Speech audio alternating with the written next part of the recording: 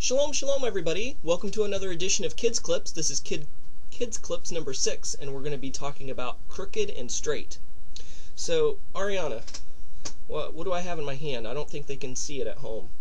A paper clip. Right, a paper clip. And a paper clip is all twisty and crooked, right? Now, if I told you, can you make this paper clip straight, could you do it? You couldn't? Do you want to try?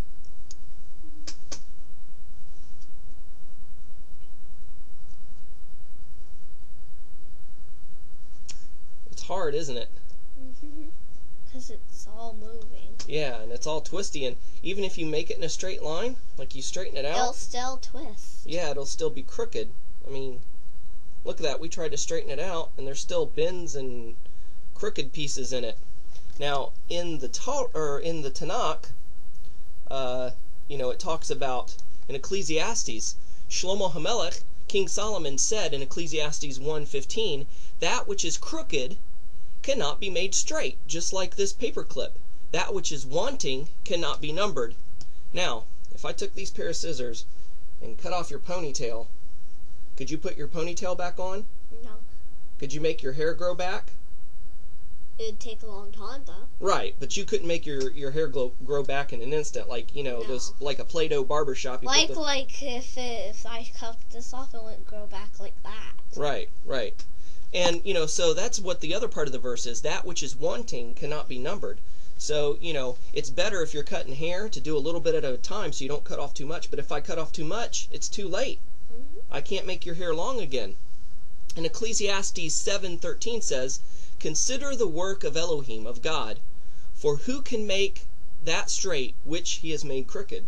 So if God made something a certain way, we as human beings can't undo it. Now, if I gave you this apple and say, Arianna, I want you to go upstairs and put this in the blender and make applesauce for me, you could do that, right?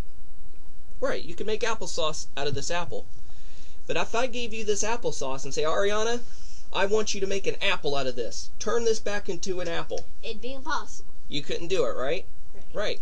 And what if I told you, I had eggs this morning, and if I brought you those scrambled eggs and say, unscramble these eggs and turn it back into an egg again, could you do it? No way. No, because there's some things that are impossible. Some things that we just can't do that are impossible. We can't unscramble eggs and turn them back into eggs again. We can't, take applesauce and turn them back into an apple. So there's some things in our life when we make mistakes, when we do something, we can't undo it. Now, we can go back and try to fix it as best we can.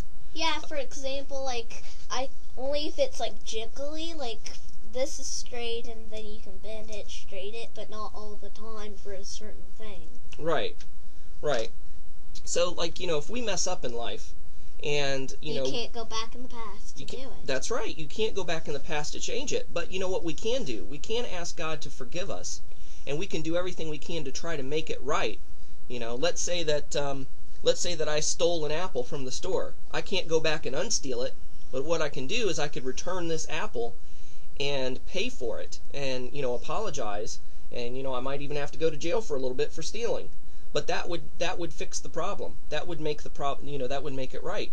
Now, if I ate the apple, I couldn't return the apple, so I would have to pay for it and maybe even have to buy more apples to give back to the store, or buy some more apples from them. So there's some things that we as humans do that we can't go back and change, but we can get God's forgiveness, try to fix it the best as we can, and then God can forgive us and do the rest.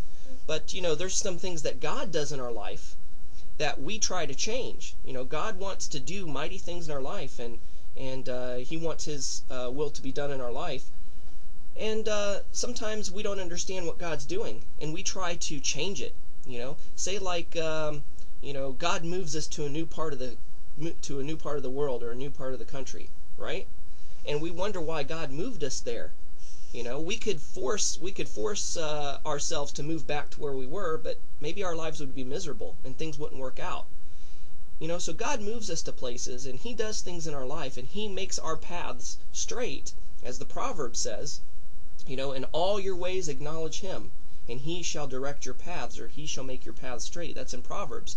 So sometimes when we don't understand what God's doing in our life, we must believe that as Romans 8:28 says, that God works all things for good for them that love God and are called according to his purpose. And I think it's in the prophets where it talks about how God wants us. He doesn't want to do harm to us. Everything that he does for us is for our good. So if I give you a spanking, that wouldn't feel good, would it? That would hurt, wouldn't it? Right. But you know what? I'm doing it for your own good. Why do we give spanking sometimes? Because to remember that would happen last time. If you got in trouble again, that you shouldn't do it, because then you'd remember what you'd get. Right. So a spanking might help you to remember not to do something bad again. So, it's kind of the same thing with God. Sometimes he does things in our lives that may seem harmful or hurtful, but ultimately it's for our good. And we just got to trust God. Even though we don't understand what's going on in our lives, we got to trust him. Because sometimes God makes things that look crooked to us, but to him it's totally straight. And we got to trust him. We can't undo what God does. We can try, but we'd end up messing up our lives.